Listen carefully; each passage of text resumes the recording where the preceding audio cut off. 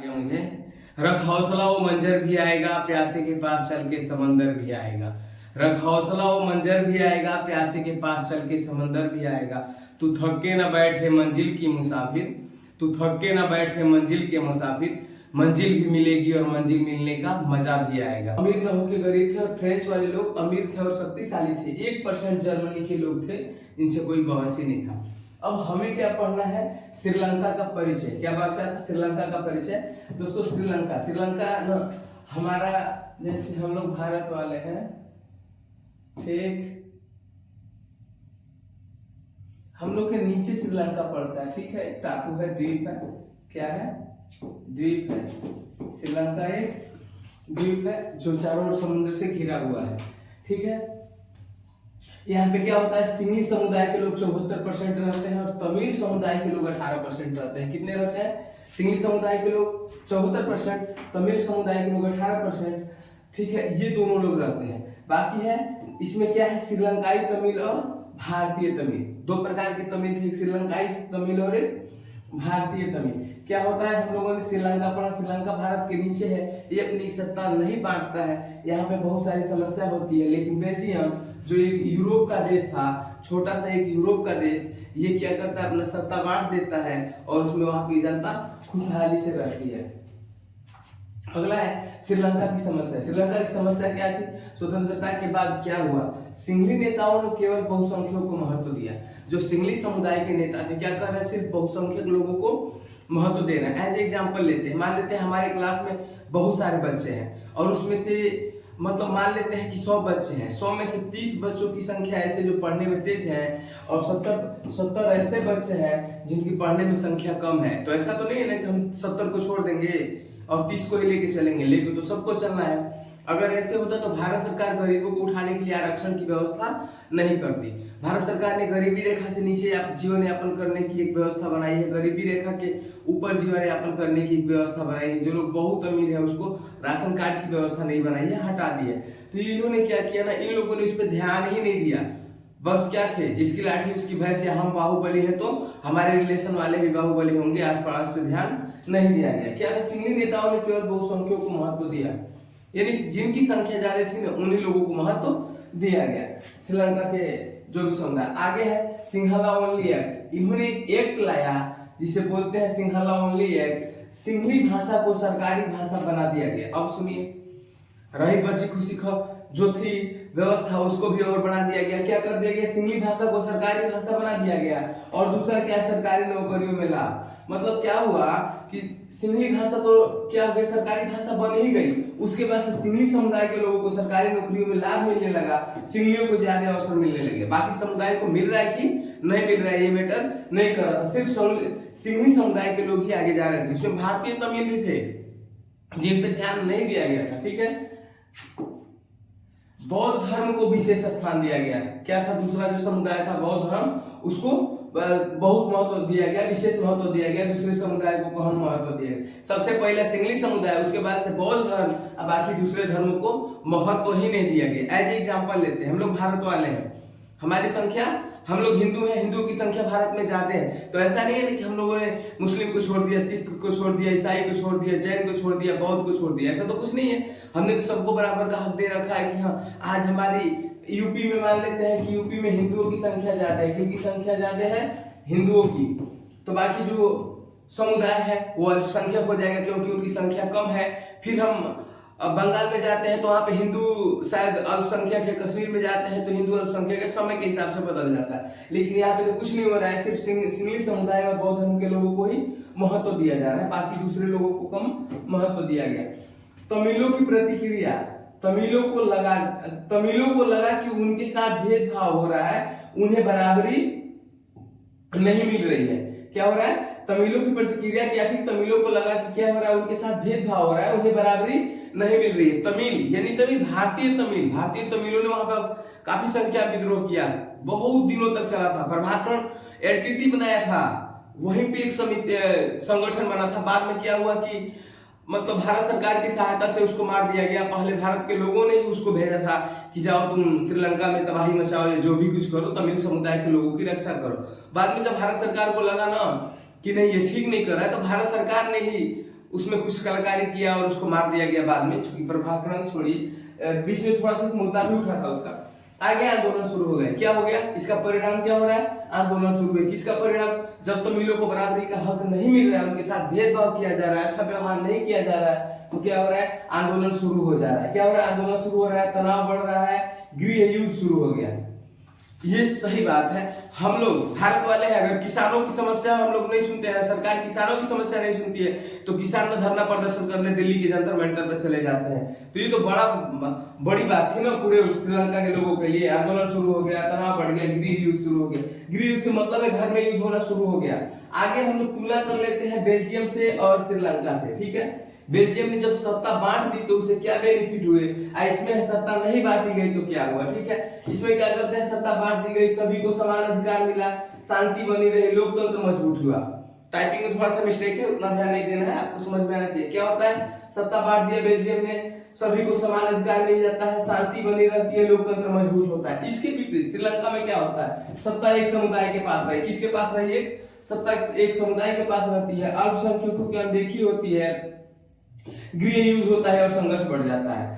ये सब मिला के हम बोले ना तो सत्ता बांटने में ही भलाई है। सबके क्या होता है, पूरी देश शांति से चलाना है तो सत्ता बांट के ही चलाई जा सकती है, चाहे वो केंद्र सरकार हो, राज्य सरकार हो, संघीय व्यवस्था हो, ठीक है। इनमें सत्ता बांट देंगे तो अच्छा से शासन चलेगा। यहाँ पे क्या करता है, छोटा सा देश बेल्जियम समझदारी दिखाते हुए सत्ता बांट देता है, सबको समान अधिकार देता है, शांति की व्यवस्था करता है, और सबसे बढ़िया होती है किसी देश को चलाने के लिए लोकतंत्र की व्यवस्था। क्या होती है, लोकतंत्र की व्यवस्था। तो बेल्जियम ने लोकतंत्र व्यवस्था बहाल कर दिया। यहाँ पे क्या होता है, सत्ता एक इंसान के हाथों में रहती है, अल्पसंख्यकों की अनदेखी होती है, उनके साथ अच्छा व्यवहार नहीं होता है, गृह युद्ध, आपस में झगड़े होने लगते हैं और तनाव बढ़ जाता है, ठीक। ये किसका क्या था, ये श्रीलंका का और बेल्जियम। आगे हम लोग पढ़ेंगे पावर शेयरिंग क्यों जरूरी है, सत्ता का बंटवारा क्यों जरूरी है। क्या है, सत्ता का बंटवारा क्यों जरूरी है, लिखा प्रूडेंटियल रीजंस, व्यवहारिक कारण। सत्ता बांटने से संघर्ष कम होता है। क्या होता है, सत्ता बांटने से संघर्ष कम होता है, देश टूटने से बचता है और शांति बनी रहती है। यानी क्या हमने पढ़ा है अभी तक, सत्ता बांट देंगे तो संघर्ष कम होगा, देश टूटने से बचता है और शांति व्यवस्था बनाए रखते हैं। हम लोग घर में एग्जांपल लेते हैं, घर में अगर 50 को सदस्य है ना तो खाना बनाने में दिक्कत होगा, कभी बच्चे पढ़ने नहीं जा पाएंगे, कभी किसी को कुछ समस्या होगा, कभी कभी ऐसा दिन आएगा कि बगैर खाने के भी लोग सो जाएंगे कि हई नहीं बना रही है तो हम भी नहीं बनाएंगे। ऐसी व्यवस्थाएं हैं। मतलब अगर वहीं पे उसी परिवार को छोटे छोटे खंडों में बांट दिया जाए, जिसका फैमिली है, जिसका हस्बैंड है, जिसकी वाइफ है, जिसके बच्चे हैं, उसको बोल दिया जाए ठीक है आप अपने, कि सत्ता बांटने से संघर्ष कम होता है। जैसे एक परिवार में होता है, परिवार को बांट देंगे तो एक पूरी उस फैमिली का उत्थान होना शुरू हो जाता है, सब लोग अपने अपने जीने के लिए कमाने लगते हैं, फैमिली के बारे में सोचने लगते हैं। सेम कंडीशन देश पे भी होता है, केंद्र होता है, केंद्र के बाद राज्य होता है, राज्य के बाद से हम लोग आएंगे, जिला को विकास करना है तो एक डीएम होता है, डीएम के बाद से एसडीएम होता है, तहसील वसील का जो भी है तहसीलदार होता है। तो क्या होता है ना यहाँ पे, उसके बाद हम लोग ग्रामीण स्तर पे भी आते हैं, तो गांव का विकास करने के लिए वो गांव को प्रधान को चुनते हैं। कहने का मतलब है कि खंड खंड में बांटने से क्या होता है, विकास होता है। तो देखिए क्या होता है, संघर्ष कम हो जाएगा, यहाँ पे देश टूटने से बच रहा है और शांति बनी रहती है। ये सब किसका कारण है, पावर शेयरिंग की। सत्ता अगर आपस में बांट दिया जाए तो उसके लिए है। और भी क्या है, व्यवहारिक कारण है। क्या है, व्यवहारिक कारण। आगे पढ़ेंगे हम लोग मोरल रीजन। क्या है, नैतिक कारण इसके क्या क्या हो सकते हैं। लोकतंत्र में सभी बराबर है। क्या है, लोकतंत्र में सभी बराबर है, सभी को भागीदारी मिलनी चाहिए। लोकतंत्र में सभी बराबर है से मतलब है पूरे इस लोकतंत्र में लोगों द्वारा जो सत्ताधारी लोग चुन के आते हैं, मतलब जनता द्वारा किए जाने वाले शासन लोग, तो क्या होता है ना कि हम लोग उसके प्रतिनिधि को चुनते हैं। ठीक है, माना हमने एक क्या किया, एक विधायक का चुनाव किया। क्या किया, विधायक का। विधायक किसको चुनेगा, तो चलेगा मुख्यमंत्री को, किसको, सीएम को चुनेगा। ठीक है, विधायक किसको चुनेगा, सीएम को। हम लोगों ने डायरेक्ट सीएम का नहीं चुनाव किया, हमने किसका चुनाव किया, प्रतिनिधि का। किसका चुनाव किया, प्रतिनिधि का चुनाव किया है। प्रतिनिधि हमारा होता है विधायक। विधायक अपने विधायक दल के नेता को चुनता है, सीएम को। लेकिन हम लोग तो सीएम का चेहरा देख के वोट देते हैं, सही है ना। तो मुख्य मुद्दा यही है कि लोकतंत्र में क्या है, सभी लोग बराबर है, सभी को भागीदारी मिलनी चाहिए। क्या होना चाहिए, सभी को बराबर का हक मिलना चाहिए। आगे है, ये 4 खंडों में बांटा गया है। Horizontal distribution, vertical distribution, social groups among sharing, political parties and pressure groups. In 4 part में हम लोगों ने बांटा है। आगे जानेंगे इसके बारे में। क्या था अभी हमने देखा था, हॉरिजॉन्टल डिस्ट्रीब्यूशन, ठीक है। तो इसका क्या हो जाएगा, क्षैतिज सत्ता विभाजन, सरकार के अलग अलग अंगों में सत्ता बांटना। सरकार को क्या होता है, अलग अलग अंगों में सत्ता बांट दी जाती है। जैसे 3 अंग में बांट दिया जाता है। क्या देखा हमने कि क्षैतिज सत्ता विभाजन में सरकार के अलग अलग अंगों में सत्ता को क्या कर दिया जाता है, बांट दिया जाता है। इसके 3 अंग है। कौन कौन से अंग है, 3 अंग है। विधायिका 3 अंग है, मुख्य अंग है। विधायिका का काम क्या है, कानून बनाना। विधायिका का काम क्या है, कानून बनाना। विधायिका से मतलब हम लोग जिसको चुन के भेजते हैं, जैसे एज एग्जांपल विधायक। आगे है कार्यपालिका। क्या है, कार्यपालिका। कार्यपालिका का काम क्या होता है, कानून लागू करना। कार्यपालिका का काम क्या होता है, कानून लागू करना, यानी कानून लागू करके काम को करवा देना, ठीक है। कानून लागू करके काम को करवा देना। आगे है न्यायपालिका। क्या है, आगे है न्यायपालिका। न्यायपालिका का कार्य क्या होता है, मतलब न्याय से काम को करवाना, और उसमें कोई त्रुटि होती है उस त्रुटि को दूर करना, न्याय दिलाना, ठीक है। अच्छा से काम चल रहा है कि नहीं चल रहा है न्याय के साथ, इसका काम होता है न्यायपालिका का, ये देख रेख करेगी। आगे है, कोई एक संस्था बहुत शक्तिशाली नहीं बनती है, तीनों अपने अपने जगह पे एक बराबर होती हैं, ठीक है। विधायिका का काम है कानून बनाना, कार्यपालिका का लागू करना, और न्यायपालिका का अगर कोई त्रुटि होती है तो उसको अच्छा से चलाने के लिए व्यवस्था करना। आगे है वर्टिकल डिस्ट्रीब्यूशन। क्या है, वर्टिकल डिस्ट्रीब्यूशन, यानी ऊर्ध्वाधर सत्ता विभाजन। केंद्र और राज्य सरकारों के बीच शक्तियां, केंद्र और राज्य सरकारों के बीच शक्तियों को क्या हो जाता है, बंटवारा हो जाता है। क्या हो जाता है, केंद्र और राज्य सरकारों के बीच शक्तियों का बंटवारा हो जाता है। केंद्र इतना बड़ा है कि राज्य में अगर शक्तियों का बंटवारा नहीं होगा तो राज्य चलना मुश्किल हो जाएगा, सत्ता चलना मुश्किल हो जाएगा, इसलिए बांट दिया जाता है, ठीक है। उदाहरण लिखा है हम लोगों ने कि इंडिया, केंद्र में राज्य और सरकारों के बीच शक्तियां बांटना, यानी केंद्र की शक्ति कई बार होता है कि अलग हो जाता है और राज्य में की राज्य सरकार चलाती है। इंडिया में ऐसे चलता है, एज एग्जांपल है, ठीक है। आगे हम लोग का स्तर, इसका स्तर होता है, कार्य होता है, ठीक है। केंद्र सरकार का काम हो जाएगा राष्ट्रीय स्तर पे कानून बनाना, राज्य सरकार हो जाएगा राज्य विषय का कानून बनाना। राज्य सरकार किसका कानून बनाएगी, राज्य सरकार, राज्य में जैसे पुलिस और प्रशासन जो भी व्यवस्थाएं सुचारू रूप से काम करेंगी। राज्य सरकार, केंद्र सरकार क्या है, केंद्र सरकार का काम हो जाएगा आरक्षण और अक्षर देना, अच्छा से काम चलेगा, गरीबों को उत्थान करना, ये सब काम केंद्र सरकार का होता है। अच्छा लिखा है आगे, इसे क्या कहते हैं, इसे क्या कहते हैं, तो संघीय शासन कहते हैं। क्या कहते हैं, इसे संघीय शासन कहते हैं। सामाजिक समूहों में सत्ता की साझेदारी, ठीक है। क्या होता है, सामाजिक समूह में सत्ता कैसे बांट दी जाएगी, जैसे जाति, धर्म, भाषा आदि समूहों को सत्ता में भाग देना।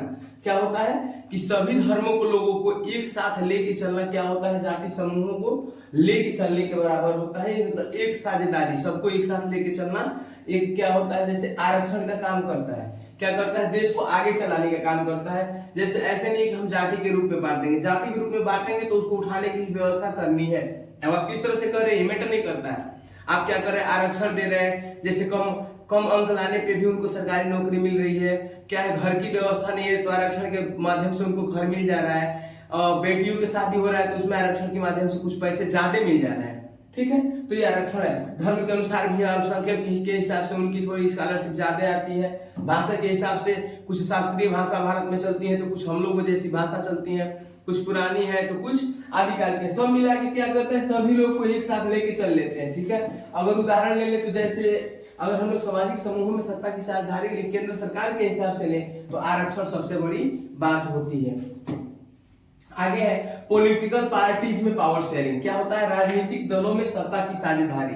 राजनीतिक दलों में क्या होती है, सत्ता की साझेदारी कर ली जाती है। लिखा है, जब कई पार्टियां मिलकर सरकार बनाती हैं, क्या होता है, जब कई पार्टियां मिलकर सरकार बनाती है तो उसमें क्या कर दिया जाता है, सत्ता की साझेदारी कर ली जाती है। कि आपका एक मंत्री कोई खाद्य विभाग का मंत्री रहेगा तो कोई रक्षा मंत्री, कोई क्या देखेगा, उसका वित्त मंत्रालय देखेगा, कोई क्या देखेगा, कोई रक्षा मंत्री होगा, ये केंद्र सरकार की बातें हैं, ठीक है। कोई गृह मंत्री होगा। इस तरह से सबका बांट दिया जाता है कि कोई पार्टी हमसे रूठे नहीं और ना रूठ के छूटे। नहीं तो क्या होता है कि बहुमत की तो सरकार नहीं होती, अगर गठबंधन की सरकार होगी, इसमें स्पष्ट लिखा उदाहरण गठबंधन की सरकार होती है, किसी के पास बहुमत के लिए 243 सीटें चाहिए होती है और वो क्या करता है कि अपना जितने भी 40-45 विधायक होते हैं लेके पीछे हट जाता है, सरकार गिर जाती है। इस स्थिति को बचा के रखने के लिए क्या होता है, सत्ता की शेयरिंग कर दी जाती है। क्या कर दिया जाता है, सत्ता की शेयरिंग कर दी जाती है।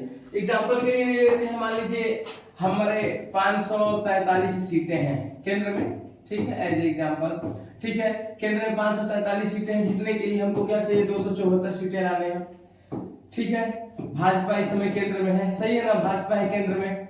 अब क्या करेगी भाजपा, अगर यहाँ पे दूसरी कोई पार्टी हम ले लेते हैं, एक एग्जाम्पल लेते हैं, सपा है, सपा के पास क्या है, 40 विधायक है, इसके पास मतलब 30 कम हो रहा है, बहुमत के आंकड़े से 30 कम हो रहा है बीजेपी के पास, तो क्या कर रही है सपा इसमें बनी हुई है। अगर सत्ता की साझेदारी बराबर नहीं होती है अभी, तो सपा क्या करेगी, बोलेगी नहीं हम अपना 40 जो भी है एमपी लोगों का क्या देंगे, एमपी लोग को नहीं देंगे, 40 एमपी लोग को हटा लेगी तो सरकार गिर जाएगी। इसलिए क्या होता है, गठबंधन की सरकार में सरकार को भी बचा के चलना होता है। मोदी जी झुकने वाले थे क्या, इसके पहले तो हम लोग देखें कि मोदी कभी नहीं झुके हैं। इस समय मोदी झुक रहे हैं, किसके दबाव में झुक रहे हैं, ट्रंप के दबाव में झुक रहे हैं, तो मोदी कुछ बात होगा ना, इनको भी सरकार चलाना है। तो ऐसा नहीं, अगर ये चाहेंगे जबरदस्ती करेंगे तो पीछे जो भी पार्टियां अगर पैर पीछे खींच देंगे ना, मोदी गिर जाएंगे, क्या हो जाएंगे, मोदी गिर जाएंगे। तो इसके लिए बचा के मोदी गठबंधन का सरकार चला रहे हैं। मोदी कहाँ डरने वाला है भाई, मतलब मोदी डरने वाले ही नहीं है, लेकिन क्या कहिएगा, गठबंधन है, सरकार है, चलाना है तो डर के चलाना पड़ रहा है, नहीं तो ट्रंप मतलब हवा में उड़ा देने वाला शख्स है, ठीक है। तो गठबंधन की सरकार है तो चलती है, ऐसे ही बढ़ के चलेगी, ठीक। आगे हम लोग पढ़ेंगे बहुसंख्यक, क्या है, बहुसंख्यक भी होते हैं, इसमें अल्पसंख्यक भी होते हैं, गठबंधन सरकार होती है, संघीय सरकार होती है, और सामुदायिक स्तर की, हम लोगों के स्तर की सरकार होती है। समुदाय, एक समुदाय के जैसे समुदाय के लोग भी होते हैं, तो उस हिसाब से क्या होते हैं, लोग चुने जाते हैं। आगे है संघीय सरकार। संघीय सरकार से मतलब होता है, इसमें क्या हो गया, केंद्र भी कानून बना सकता है, राज्य भी के कानून बना सकता है, क्या कर सकता है, केंद्र भी कानून बना सकता है और राज्य भी कानून बना सकता है। लेकिन सबसे ज्यादा मांग किसका होगा, केंद्र का ही होगा, केंद्र का होगा और ये राज्य का होगा। केंद्र सरकार भी कानून बनाएगी, राज्य सरकार भी बनाएगी, लेकिन लागू अगर झगड़ा होता है कि हम बड़े तो हम बड़े, तो केंद्र का ही बात माना जाएगा, ठीक है। आगे गठबंधन सरकार हम लोगों ने बता दिया है। आगे अल्पसंख्यक क्या होता है, इसमें अल्पसंख्यकों को भी वरीयता दी जाती है, और बहुसंख्यकों को भी वरीयता दी जाती है, लेकिन इसमें अल्पसंख्यकों को ज्यादा वरीयता दी जाती है। आगे है लोकतंत्र की सफलता का आधार क्या है। अगर लोकतंत्र सफल है, पूरी दुनिया में लोग बोलते हैं ना कि लोकतंत्रात्मक शासन है तो देश आगे जाएगा। भाई हम लोग भी भारत वाले हैं, हम लोग को भी सरकार लोकतंत्र है, लेकिन अभी हम लोग तो भी क्या है, अब विकासशील ही है, क्योंकि एशिया के हाथी हम लोग बोले जाते हैं, क्योंकि खाएंगे इतना ज्यादा, ढकार लेंगे थोड़ा सा, पेट हम लोग का ज्यादा है, बच्चा पैदा करने में तो हम लोग को महारत हासिल है। सही बोल देंगे तो सबको बुरा लग जाएगा, बच्चा पैदा करने में महारत हासिल है कि नहीं। एक बार एक कहानी सुनाते हैं, उस समय नहीं है हमारे ही एरिया के हिसाब से, हम जैसे कुछ लगेंगे, हटाइए उसको।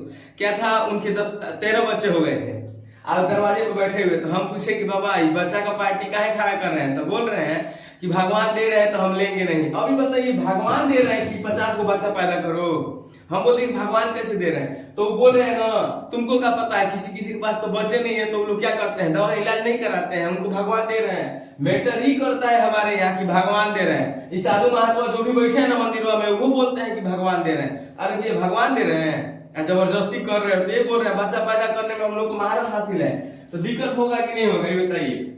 चलिए, लोकतंत्र की सफलता का आधार है समानता है, भागीदारी है, समान है, शांति है, सभी को एक साथ लेकर चलना ही सच्चा लोकतंत्र है। सब मिला जुला के बोले ना तो सबको एक साथ लेके चलते रहिए, छोटा से हो, बड़ा हो, अमीर हो, गरीब हो, ये लोकतंत्र की खासियत है। हम लोग भारत वाले हैं ना, बच्चा पैदा करते रहिए। आगे का भी कुछ टॉपिक होगा, आइए उस टॉपिक पे चलते हैं। आगे आ गया पावर शेयरिंग, लोकतंत्र की आत्मा है। सब इसमें का पूरा टॉपिक का सार एक दे दिया है ना, पावर शेयरिंग यानी सत्ता की साझेदारी क्या है, लोकतंत्र की आत्मा है। ये बहुत ही बढ़िया टॉपिक है, सत्ता की साझेदारी क्या हो जा रही है, लोकतंत्र की आत्मा है। अच्छा, बेल्जियम ने क्या किया था, बेल्जियम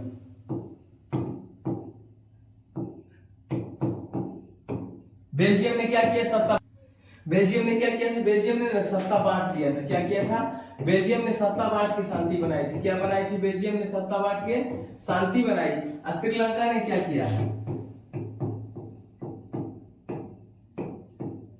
श्रीलंका ने क्या किया, बाहुबलियों के हाथों में सरकार थी। किनके हाथों में थी, बाहुबलियों की।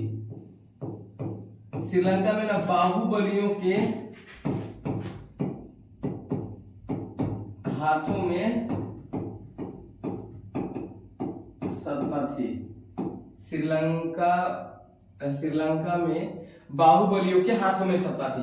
कहने का मतलब है बेल्जियम ने क्या किया, सत्ता बांट दिया तो बेल्जियम में शांति हो गई, और श्रीलंका ने सत्ता नहीं बांटी तो क्या हुआ, शांति में श्रीलंका में झगड़े हुए, अनेकों प्रकार की समस्याएं हुई, वहां पे बहुत सारे लोगों को दिक्कत हुआ। ठीक है, आगे हम लोग क्या जानेंगे, बेल्जियम बोलते हैं, क्या हो जाता है बेल्जियम, सही है ना।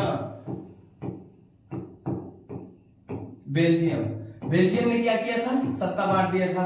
एग्जाम्पल हम लोग लेते हैं, ठीक है, एग्जाम्पल लेते हैं कि क्लास में कुछ बच्चों को ही बोलने दिया जाए, क्या कर दिया जाए, क्लास में कुछ बच्चों को ही बोलने दिया जाए, तो बाकी बच्चे क्या हो जाएंगे, नाराज हो जाएंगे, क्या हो जाएंगे, नाराज हो जाएंगे। मान लिया हमने क्लास में 100 बच्चे हैं, 100 बच्चों में 60 बच्चों को बोलने दिया जाए, तो बाकी 40 बच्चे क्या हो जाएंगे, नाराज हो जाएंगे, क्या हो जाएंगे, 40 बच्चे नाराज हो जाएंगे। तो बेल्जियम ने क्या किया ना, सभी बच्चों को समान अधिकार दे दिया। बेल्जियम ने क्या किया, सभी बच्चों को समान अधिकार दे दिए, सबको बराबर का मौका दे दिया। हम लोग क्या बोलेंगे, हमारे क्लास में 100 बच्चे हैं, हमने 60 बच्चों को बोलने दिया, 40 बच्चों को नहीं बोलने दिया, सब बच्चे नाराज होंगे ना, तो हम क्या करेंगे, भाई सब बोलो, सारे अपने सवाल पूछ सकते हो, मैं सबको बताने के लिए ही हूं, चलेगा। आगे क्या है, श्रीलंका, आगे क्या था, श्रीलंका था, कौन सा था, श्रीलंका। श्रीलंका ने क्या किया, श्रीलंका ने सत्ता नहीं बांटी। मान लेते हैं कि क्लास में कुछ विशेष लोग हैं, मान लो क्लास में चार ग्रुप है, वैसे बहुत ज्यादा ग्रुप चलता है, क्लास में कितने ग्रुप है, 4 ग्रुप है। मैं क्या किया, किसी विशेष ग्रुप को क्या किया, किसी विशेष ग्रुप को ही बोलने का मौका दिया, किसी विशेष ग्रुप को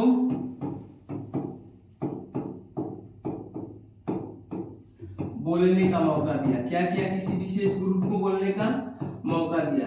हमने क्या किया, किसी विशेष ग्रुप को बोलने का मौका दिया, तो बाकी ग्रुप क्या हो जाएंगे, बाकी ग्रुप नजरअंदाज हो जाएंगे, झगड़े शुरू होने को, बाकी ग्रुप नाराज हो जाएंगे, अगर हमने नजरअंदाज किया तो झगड़े होने शुरू हो जाएंगे। तो श्रीलंका में यही कंडीशन है, क्या हो रहा है, श्रीलंका ने यही किया, बाकी ग्रुपों को नाराज किया, झगड़े हुए, झंझट हुए, और उसके बाद से क्या हुआ, श्रीलंका में जो भी अव्यवस्था फैली थी वो मुख्य रूप से हम लोग के सामने आई थी, खत्म हो गए। तो साथियों, ये मेरा पूरा चैप्टर रहा। चैप्टर का सार क्या था कि श्रीलंका ने अपनी सत्ता नहीं बांटी तो उसको काफी समस्याओं का सामना करना पड़ा, और बेल्जियम ने अपना सत्ता बांट दिया तो वहां पे जनता खुश थी, पूरे लोग खुश थे। बेल्जियम एक विकसित देश बना जो यूरोप का एक देश था, ठीक है। और श्रीलंका नहीं बांटा जो भारत के तटीय इलाके में आता है, द्वीप है, तो वहां पे अनेकों समस्याओं का सामना करना पड़ा था।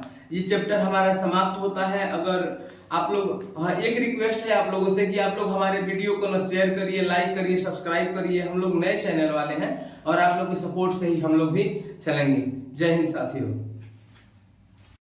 ठीक है दोस्तों, हम लोगों ने थोड़ा सा कुछ छोड़ा था, मिस्टेक हुआ था हम लोगों से। बेल्जियम के पड़ोसी देश जो काफी इंपॉर्टेंट है, लगभग 2 नंबर का क्वेश्चन आता है क्लास 10 में। बेल्जियम के पड़ोसी देश याद कर लीजिएगा, फ्रांस, लग्जमबर्ग, नीदरलैंड और जर्मनी। कौन कौन से हैं, फ्रांस, लग्जमबर्ग, नीदरलैंड और जर्मनी। क्या है, फ्रांस, लग्जमबर्ग, नीदरलैंड और जर्मनी। क्या है, फ्रांस, लग्जमबर्ग, नीदरलैंड